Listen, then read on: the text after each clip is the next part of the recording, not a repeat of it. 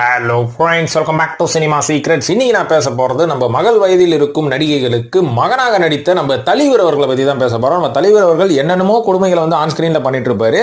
ஆனா இந்த மாதிரியான ஒரு கொடுமையை அவர் பண்ணிருக்காரு அப்படின்றது ஒரு சில பேருக்கு தெரியும், பல பேருக்கு தெரியாம இருக்கும். அது என்ன கொடுமை அப்படின்னா, இப்ப நான் சொன்ன பாத்தீங்களா, மகள் வயது பெண்கள், அவரோட ரொம்ப சின்ன வயசு பொண்ணுங்களுக்கு அவர் வந்து ஹீரோயினா நடிக்கிறது ஓகே, இல்ல ஒரு தங்கச்சியா நடிக்கிறது ஓகே, ஆனா அவங்களுக்கே ஒரு பையனா நடிக்கிறதுன்றது எவ்வளவு பெரிய கொடுமை இது. இந்த கொடுமையெல்லாம் வேற எங்குமே நடக்காது, வெறும் தமிழ் சினிமால மட்டும் தான் நடக்கும் அப்படின்றதுக்கு ஒரு சிறந்த உதாரணமே இந்த வீடியோ தான் அப்படின்னு நான் சொல்லிக்கிறேன். சோ வாங்க இந்த வீடியோல போவோம். இந்த வீடியோல நம்ம தலைவர் அவர்களின் மகள் வயதில் இருக்கக்கூடிய அந்த மகள்களுக்கு மகனாக நடித்த நம்ம ரஜினி அவர்களை பத்தி பேசுவோம், மற்றும் எந்தெந்த நடிகை எல்லாம் அந்த மாதிரி அவர் கூட நடிச்சிருக்காங்க அப்படின்றத பத்தி தெல்ல தெளிவா பேசுவோமா. வாங்க நேரம் கடத்தாம வீடியோல போவோம் நண்பர்களே. இப்போ இந்த லிஸ்ட்ல முதலாவதா சொல்ல போற நடிகை யாருன்னு பாத்தீங்கன்னா, நடிகை வடிவுக்கரசி அவர்கள். வடிவுக்கரசி அவர்கள் வந்து நம்ம ரஜினி அவர்களுக்கு அம்மாவா மட்டும் நடிகல, அம்மாவையும் தாண்டி சித்தியா நடிச்சிருக்காங்க, மாமியாரா நடிச்சிருக்காங்க, பாட்டியா நடிச்சிருக்காங்க. அதுக்கப்புறம் தான் கடைசியா நம்ம தலைவர் அவங்கள கூட விட்டு வைக்கல, அம்மாவா நடிச்சு ஆகணும் அப்படின்ற மாதிரி நடிக்க வைத்த படம் தான் சிவாஜி அப்படின்ற படம். இருந்தாலும் இவங்க எப்படி தமிழ் சினிமாவுக்கு வந்தாங்க அப்படின்ற ஒரு சின்ன விளக்கத்தை கொடுத்துட்டு எந்தெந்த படத்துல என்னென்ன கேரக்டர் நம்ம தலைவர் கூட பண்ணிருக்காங்கன்றத பத்தி சொல்றேன். அதாவது ஏற்கனவே சொன்ன வடிவுக்கரசி அவர்கள் நம்ம ரஜினி அவர்களோட 12 வயசு சின்ன பொண்ணு. இருந்தாலும் 1962 இவங்க தமிழ் சினிமாவுக்கு வந்தாங்க. எதனாலன்னு பாத்தீங்கன்னா, ஸ்கூல் டீச்சரா ஆரம்பத்துல வேலை செஞ்சுட்டு இருக்கும் போது அவங்களோட குடும்ப கஷ்டத்தின் காரணமாக சினிமாவில் நடிச்சா கொஞ்சம் எக்ஸ்ட்ரா காசு பார்க்கலாம் அப்படின்றதுக்காக முதல்ல அவங்க கமலஹாசன் அவர்கள் கூட சேர்ந்து நடித்த படம் தான் சிகப்பு ரோஜாக்கள் அப்படின்ற ஒரு படம். அதுல ஒரு சின்ன ரோல் தான் பண்ணிருப்பாங்க. இதுக்கப்புறம் பாத்தீங்கன்னா கன்னி பருவத்தில் அப்படின்ற ஒரு படத்துல லீட் ஆக்ட்ரஸா பண்ணதுக்கு அப்புறமா பல படங்கள், அதாவது 350 படங்கள் அவங்க நடிச்சிட்டாங்க. இது மட்டும் இல்லாம ஒரு 40 சீரியல் நடிச்சிருக்காங்க. சோ இவங்க முதல்ல நம்ம தலைவர் அவர்களுக்கு சித்தியா நடிச்ச படம் எதுன்னு பாத்தீங்கன்னா படிக்காதவன் அப்படின்ற ஒரு படத்துல சித்தியா நடிச்சிருப்பாங்க. இதுக்கப்புறம் மிஸ்டர் பாரத் அப்படின்ற படத்துலயும் சித்தியா தான் நடிச்சிருப்பாங்க. எப்படி சித்தினா, மிஸ்டர் பாரத் படத்துல அப்பாவா நடிச்சவர் நம்ம சத்யராஜ் அவர்கள். அதுவே ஒரு மிகப்பெரிய கொடுமை. அவரோட இரண்டாவது மனைவியா பண்ணிருப்பாங்க இல்லீங்களா. இதுக்கப்புறம் பாத்தீங்கன்னா படையப்பா படத்துல மாமியாரா பண்ணிருப்பாங்க.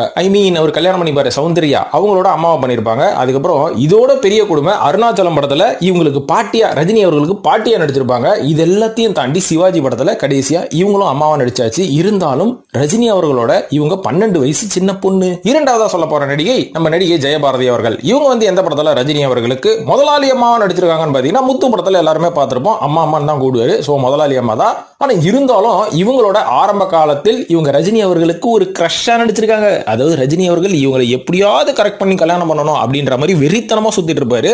அந்த கேரக்டர்ல ஜெயபாரதி அவர்கள் நடிச்சிருப்பாங்க. என்ன படம்னு பாத்தீங்கன்னா, அலாவுதீனும் அற்புத விளக்கம் அப்படின்ற ஒரு படத்துல. இருந்தாலும் தலைவர் அவர்கள் ஆசை மட்டும் தான் பட முடியும், ஆனா நம்ம கமல் அவர்கள் அடிச்சுன்னு போயிடுவார் அவங்கள. சோ அந்த மாதிரி அன்னைக்கு விட்டதை ரஜினி அவர்கள் இன்னைக்கு பிடிச்சதுதான் இந்த படம் முத்து படம். முத்து படத்தில் முதலாளி அம்மாவாக நடித்திருப்பார். இருந்தாலும் ஜெயபாரதி அவர்கள் ரஜினி அவர்களோட 4 வயசு சின்ன பொண்ணு. மூன்றாவதா சொல்ல போறது நடிகை சுஜாதா அவர்கள். சுஜாதா அவர்கள் ஆரம்பத்துல ரஜினி அவர்களுக்கு அவர்கள் அப்படின்ற ஒரு படத்துல மனைவியா நடிச்சிருப்பாங்க. இதுக்கப்புறம் காலப்போக்கில் கொஞ்சம் கொஞ்சமா ரஜினி அவர்கள் எங்க ஆயிட்டே வந்தார்ல, அப்ப இவங்களுக்கு வயசாயிட்டே வந்தது. அந்த டைம்ல பாத்தீங்கன்னா அன்புக்கு நான் அடிமை அப்படின்ற ஒரு படத்துல ரஜினி அவர்களுக்கு இவங்க அண்ணியா நடிச்சாங்க. அண்ணியா நடிகல, சாரிங்க, அக்காவா நடிச்சாங்க. இதுக்கப்புறம் ரஜினி ரொம்ப யங்கா மாறிட்டார்ல, சின்ன குழந்தையா மாறிட்டாரு. அந்த டைம்ல தான் ரஜினி அவர்களுக்கு இவங்க அம்மாவா 2 படம் நடிச்சாங்க. அது என்ன படம் பாத்தீங்கன்னா உழைப்பாளி அப்படின்ற படம். இதுக்கப்புறம் நம்ம ரஜினி அவர்கள் குழந்தையாவே மாறினார் பாருங்க, பாபா அப்படின்ற படத்துல. இந்த படத்துல ரஜினி அவர்களுக்கு இவங்க தான் அம்மா. இருந்தாலும் ரஜினியோட 2 வயசு சின்ன பொண்ணு இவங்க. நான்காவதா நடிகை கமலா காமேஷ் அவர்கள். உமாரியாஸ் அவர்களின் அம்மான்னு சொன்னா இப்ப இருக்கிற 2K கிட்ஸ்க்கு எல்லாம் புரியும். ஆனா அன்னைக்கு உமாரியாஸே யாருன்னு தெரியாத போது கமலா காமேஷ் அவர்கள் கொஞ்சம் கொடி கட்டி பறந்த ஒரு நடிகை, எல்லாருக்கும் தெரிந்த ஒரு நடிகை. சோ இவங்க வந்து ரஜினி அவர்களுக்கு ஒரு சில படங்களில் அம்மாவாக நடித்தார்கள். அது என்னென்ன படம் அப்படின்னு பாத்தீங்கன்னா, 3 முகம் அப்படின்ற ஒரு படம் தான். இதுல என்ன கொடுமை அப்படின்னு பாத்தீங்கன்னா, ரொம்ப ரொம்ப சின்ன வயசுல அந்த காலகட்டத்தில் இவங்க இருக்கும்போது சின்ன வயசுலேயே உங்களுக்கு அம்மா வேஷம் கொடுக்க ஆரம்பிச்சதுக்கு அப்புறம் தொடர்ந்து நூல் புடிச்சா மாதிரி எல்லாருமே உங்களுக்கு அம்மா கேரக்டர் கொடுத்து எந்த படத்துலயும் இவங்க கதாநாயகியாவே ஆக முடியல. எல்லா நடிகர்களும் கிழக்கட்டைங்களுக்கு கூட இவங்க தான் அம்மா அப்படின்ற மாதிரி தமிழ் சினிமா இவங்களை முடிவு பண்ணிச்சு. சோ அந்த வகையில ரஜினி அவர்களுக்கு 3 முகம் படத்துலயும் இவங்க அம்மாவை நடிச்சாங்க.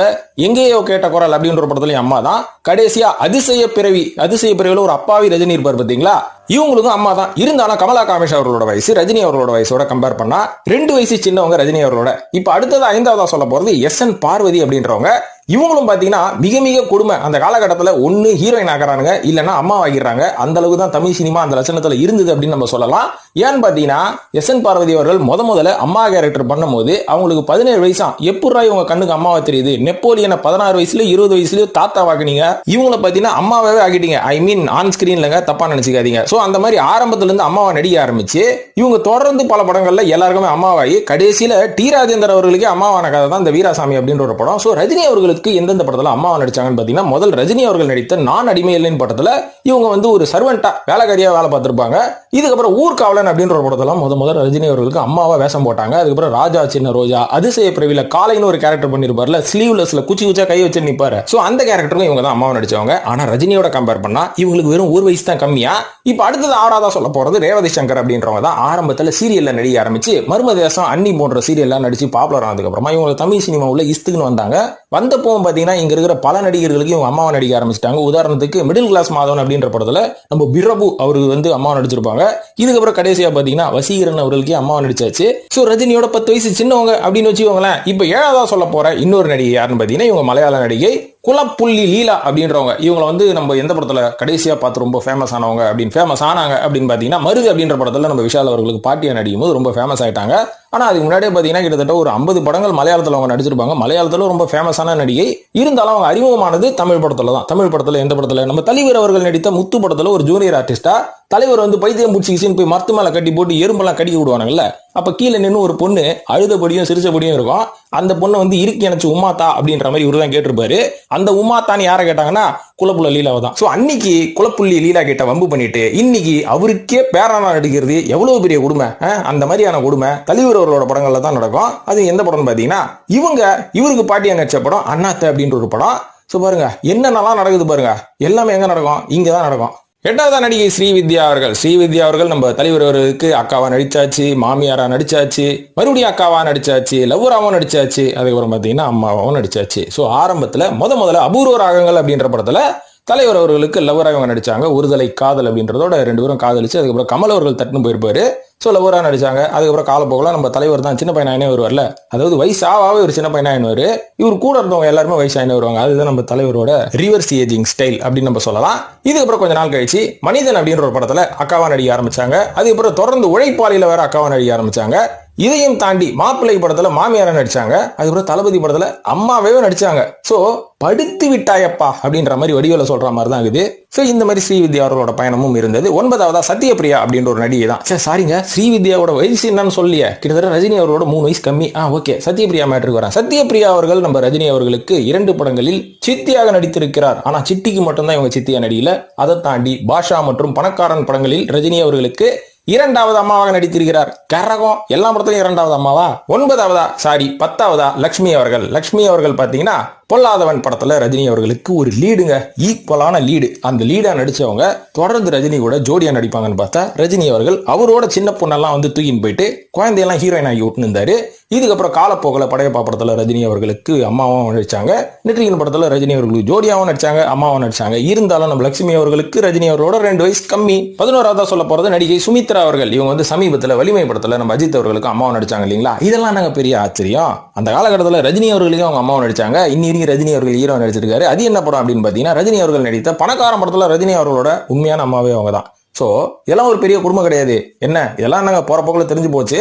ஆனா இருந்தாலும் இன்னொரு மேட்டர் இருக்குது. அது என்னன்னா மகள் வயதில் இருக்கும் நடிகைகள் கூட ஜோடி போட்ட கதெல்லாம் உண்டு நம்ம தலைவர் அவர்கள். அதெல்லாம் என்னென்ன படங்கள், எந்தெந்த நடிகைகள் அப்படின்றத பத்தி நான் அடுத்த வீடியோல சொல்றேன். இது சொல்லும் போதே கண்டிப்பா நம்ம தலைவர் அவர்களோட ரசிகர்களுக்கெல்லாம் கொஞ்சம் கோவம் வந்திருக்கும். நம்ம தலைவர் மட்டும் தான் இப்படி பண்றாரா, ஏன் மற்ற நடிகை எல்லாம் பண்ணதில்லை, அதை பத்தி சொல்ல மாட்டேன்னா அடுத்தடுத்த வீடியோல சொல்றேன். அவங்கள எப்படி விடுவேன்? ஸோ நம்ம வந்து தலைவருக்கு மட்டும் ஹேட்டர் கிடையாது.